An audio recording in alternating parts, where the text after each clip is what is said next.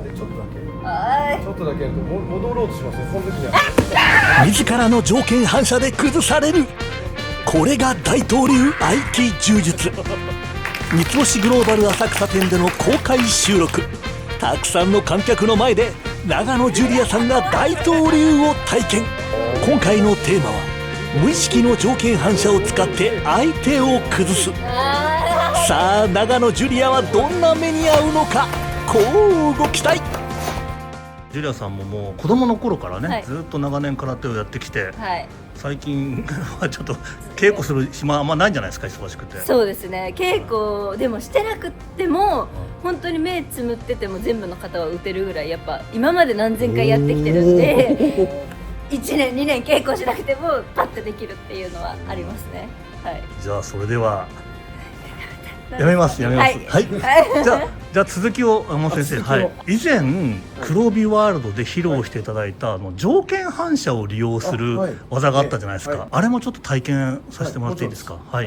じゃあまた座っていただいて、またこれも前に行きますから、自分が一番安定しているという姿勢でお座りになっていただいて、なんでいかないですね。なんで普通に前に倒そうとして引っ張ってもいかないのに、ちょっとこうします。ちょっとこっちにやって揺れを作ってあげて、もう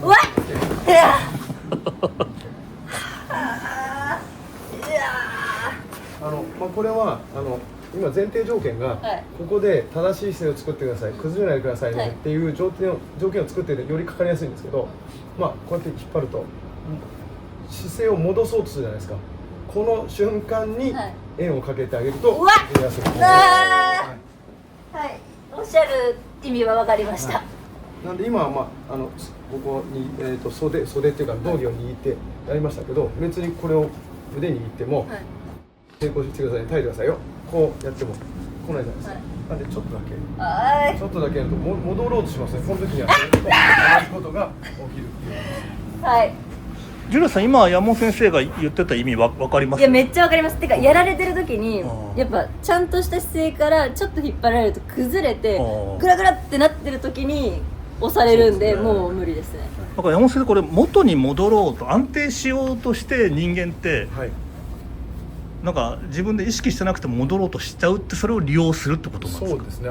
四つ前でしたらなかなか安定してると思うんですけど、やっぱりこう2つの足で立っているのをそのまま座ってもらって、ちょっと土台も揺れやすい状況ですから、その時には効果的に、使いますね。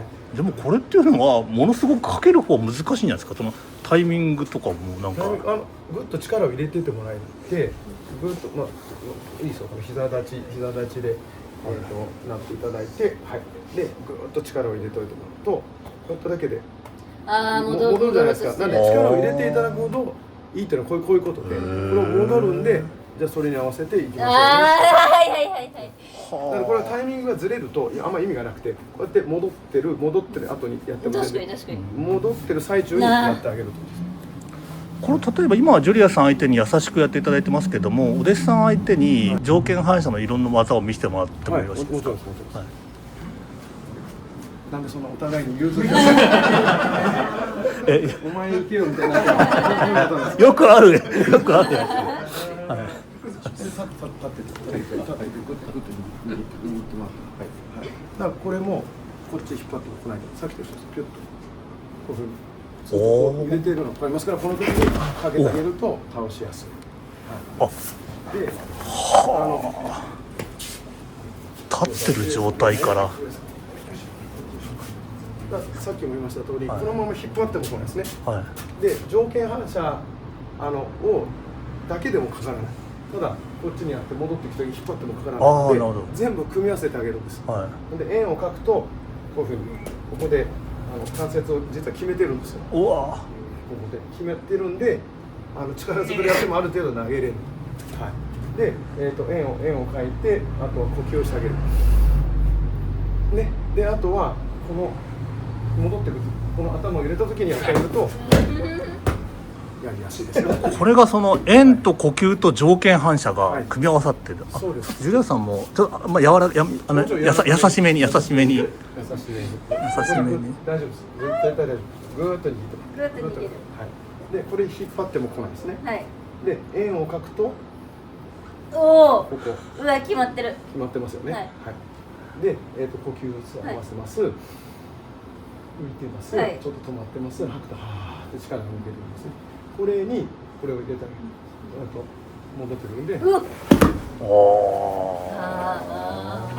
でもジュリアさんね、これ僕今思ったのが、はい、普通はねこう早くやられるとわーって感じでかかると、今のはゆっくりなのにこれはダメだなとかかかってるって感じたってことですか？感じますね。崩されたなって思います。逆にゆっくり丁寧にその技術があるのを早くやってるみたいな。そうです。それがすごくない？なんか正確になるべく綺麗な球体を描きたいんですよね。はい。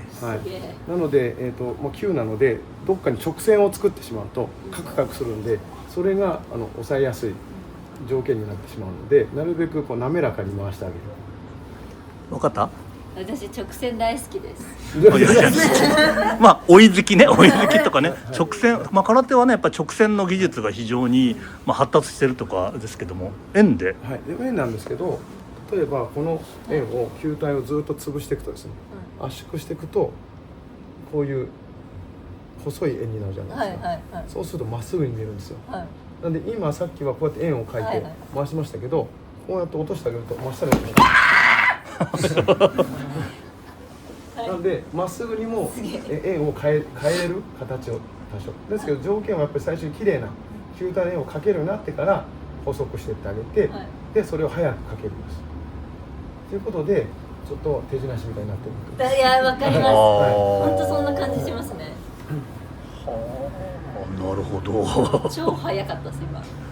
宇宙が見えました。宇宙が見えた。宇宙が見えた。早すぎて。はあ。外から見ててよくわからないじゃない。多分その山本先生の体の中で起きていることだから、外から見ると映像とかで見るといやいや嘘でしょって思うわけですよね。そうですね。でも変な話、山本先生も嘘でしょと思われるのにもう慣れてらっしゃるところもありますか？私入門した時は嘘でしょと思って入門した。まあですよね。もちろんそうです。はい。ですね。私もともと合気道やってましたので、はい、たくさん体をさばいて関節と角度持ってやるっていうのをずっとやってたもんですから、これで倒れるって絶対ないよなと思って入門したのがきっかけなんですよね。はい。なるほどね。疑ってかかってるも疑われるのは当たり前だろうな。素晴らしい。かわいい、この色ですよ。じゃん、かわいい。軽い。デニム一着より軽い。うわー、気に入ってます。最高。軽さとあとは速乾性があるので、夏とかはこっち来た方がいいのと、持ち運びにこれリュックとかじゃなくても多分普通のハンドバッグにくるくるってやったら入るので、はい、それ用ですね。それだと YouTube とか軽めの撮影用に TikTok とか着ようと思います。すでに軽めの。いや、合う。その色です。その色、嬉しい。おっす、大ポイント。超ちっちゃい、ほら。本当だ。